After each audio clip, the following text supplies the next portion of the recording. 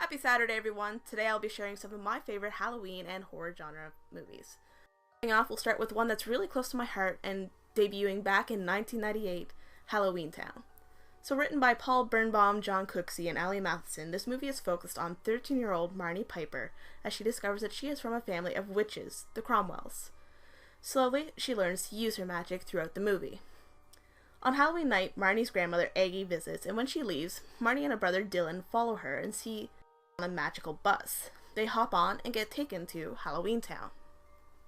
So while on the cusp of learning her magic powers as a witch, Marnie soon learns that there's a demon in Halloween Town that has slowly been making residents disappear.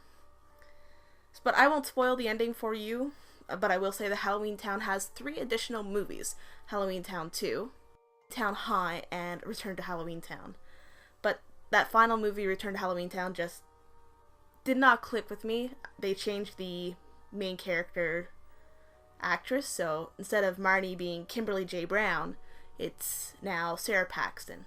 My next favorite movie would have to be the film series Halloween. So starting back in 1978, this is a 10-movie series. It follows the character Michael Myers is killing Bonanza. Every Halloween night, Michael would come and kill people. It's revealed in the 6th movie, Curse of Michael Myers, debuted back in 1995, that he's actually cursed by the Curse of Thorn, which makes him need to kill his family members. So, Michael goes around, he kills his family, kills anyone that gets in the way. It's a killing spree movie, basically. So, it's a series brought to life by John Carpenter and Deborah Hill. The 10 movies, there's 8 original and 2 remakes. The last 2 are remakes of the first couple films.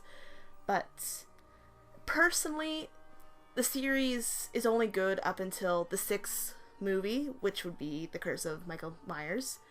And that's because the next couple of films, which is Halloween H2O or H20, which takes place 20 years after the events of the original Halloween movie, it just feels like a stretch.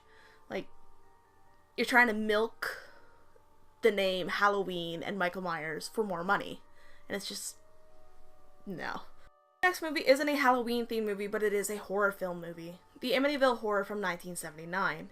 This movie is based off a book, which is based off the real events of the Lutz family. The home in question is a real home that has a real history. So the Lutz actually existed, and the murder of the DeFeo family actually existed. So, just winding back a little bit, the DeFeo family had purchased the home in 1974 and were all found dead. Shot, no sign of a struggle. The only person surviving was Ronald DeFeo, who was sent to jail. A year later, 1975, the Lutz family purchases the home and reports strange events. So, like, things moving, seeing things coming out of the walls, like ooze and goop. Like 28 days after they purchased the home, they moved out. I hightailed it, actually. The movie was remade in 2005, which is when I first saw it, and seeing the home in the movie, that Dutch styling, reminded me so much of my friend's home that I never visited their house. In fact, did you know that the paranormal investigators Ed and Lorraine Warren actually investigated the home after the Lutz family had fled it? This film is actually a recent horror film, The Conjuring 2, which came out back in June of this year. The Amityville Horror, The Conjuring 2 is based off the true event, the Enfield Poltergeist, which happened in August 1977. Ed and Lorraine did not investigate to the extent that is portrayed in the movie. However, they did investigate at one point, but for like a day or something, because it turned out that the Enfield Poltergeist was a hoax. London, which is where the actual event happened, a young girl is portrayed to be possessed by a spirit. The spirit is terrorizing the family, things get out of hand, the poltergeist wants to kill people, wants to kill the family, yada yada. And the Warrens in the movie eventually discover that this spirit is possessed by a demon. Yeah, I know. A girl is possessed by a spirit that is possessed by a demon. Alright. Like with the Amityville, we get the classic scare that horror movies like to dish out, so that jump scares, the tiny things are moving, things are weird, what's going on here kind of horror. So the events actually get worse and worse as the movie progresses. Like, the beginning, doors are rattling, windows are rattling, you hear a chair squeaking, see a chair rocking, and then in the end, things are actually getting deadly. Like, this spirit wants things dead. And I won't spoil the ending for you, because you should go see it. And fun fact, I actually saw this movie in theaters, which is why I'm able to tell you about it, I guess, unless they already released the DVD, I'm not really sure. But yeah, I saw this over summer, which is something I should never do. I should never, ever, ever, ever see a horror movie in theaters. Ever. I have this problem where I can't contain things when I'm scared.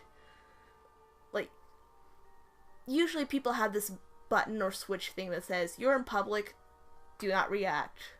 Like, maybe have a little jump or like, but no, not me, no, not at all, no. There's one part where I actually screamed. In the theater.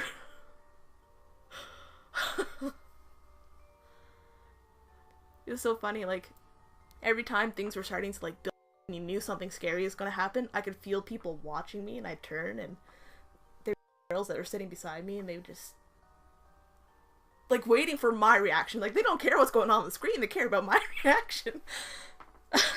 But yeah. So, this is actually all that I'm going to give you guys, because I feel like this is going to be a really long video already with just 4.